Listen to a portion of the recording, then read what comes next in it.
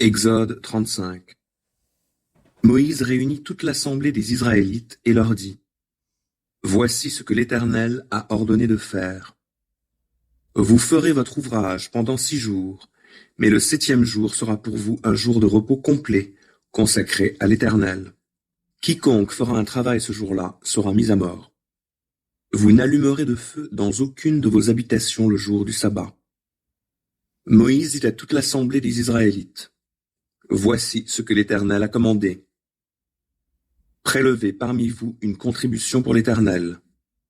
Toute personne qui le souhaite dans son cœur apportera à l'Éternel une contribution en bronze, en argent ou en or, ou des fils de pourpre violette ou écarlate, de rouge éclatant, du fin lin et du poil de chèvre, des peaux de bélier teintes en rouge, des peaux de dauphin et du bois d'acacia, de l'huile pour le chandelier et des aromates pour l'huile d'onction et le parfum aromatique, des pierres d'onyx et d'autres pierres à enchâsser pour l'éphod et pour le pectoral.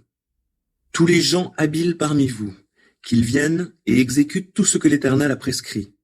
Le tabernacle, sa tente et sa couverture, ses agrafes, ses cadres, ses traverses, ses piliers et ses socles, le coffre sacré avec ses barres et le propitiatoire, le voile de séparation, la table, ses barres et tous ses accessoires, ainsi que les pains destinés à être exposés devant l'Éternel, le chandelier, ses ustensiles, ses lampes et l'huile d'éclairage, l'autel des parfums et ses barres, l'huile d'onction sainte, le parfum aromatique et le rideau pour l'entrée de la demeure, l'autel des holocaustes, sa grille de bronze, ses barres et tous ses accessoires, la cuve et son socle, les tentures du parvis, ses piliers, ses socles et le rideau pour l'entrée du parvis, les piquets du tabernacle, ceux du parvis et leurs cordages, les vêtements de cérémonie pour faire le service dans le sanctuaire, les vêtements sacrés pour le prêtre Aaron et ceux de ses fils pour l'exercice du sacerdoce.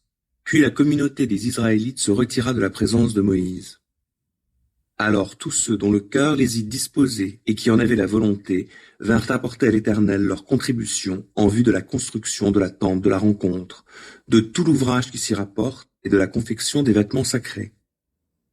Tous ceux qui le souhaitaient de tout leur cœur, les hommes autant que les femmes, vinrent apporter des pendentifles, des boucles, des anneaux, des bracelets et toutes sortes d'ornements en or, et ils les offrirent à l'Éternel avec le geste de présentation. Tous ceux qui avaient chez eux des fils de pourpre violette ou écarlate, de rouge éclatant, du fin lin, du poil de chèvre, des peaux de bélier teintes en rouge et des peaux de dauphin les apportèrent. Tous ceux qui avaient mis de côté une offrande en argent et en bronze l'apportèrent à l'Éternel. Tous ceux qui avaient chez eux du bois d'acacia l'apportèrent pour tout l'ouvrage à réaliser.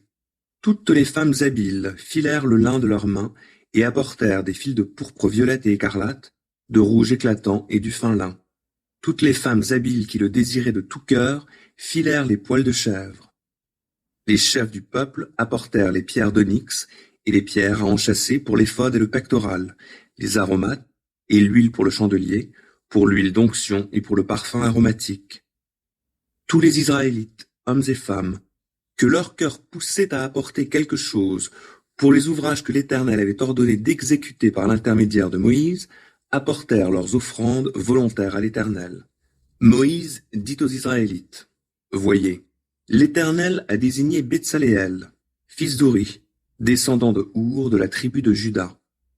Il l'a rempli de l'Esprit de Dieu qui lui confère de l'habileté, de l'intelligence et de la compétence pour exécuter toutes sortes d'ouvrages, pour concevoir des projets, pour travailler l'or, l'argent et le bronze, pour tailler des pierres à enchâsser, pour sculpter le bois et pour réaliser toutes sortes d'ouvrages.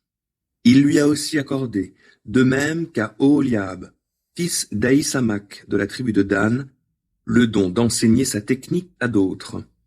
Il les a doués d'habileté pour exécuter toutes sortes de travaux de graveurs et de concepteurs, pour broder la pourpre violette, le rouge éclatant et le fin lin, pour réaliser des travaux de toutes sortes et concevoir des projets.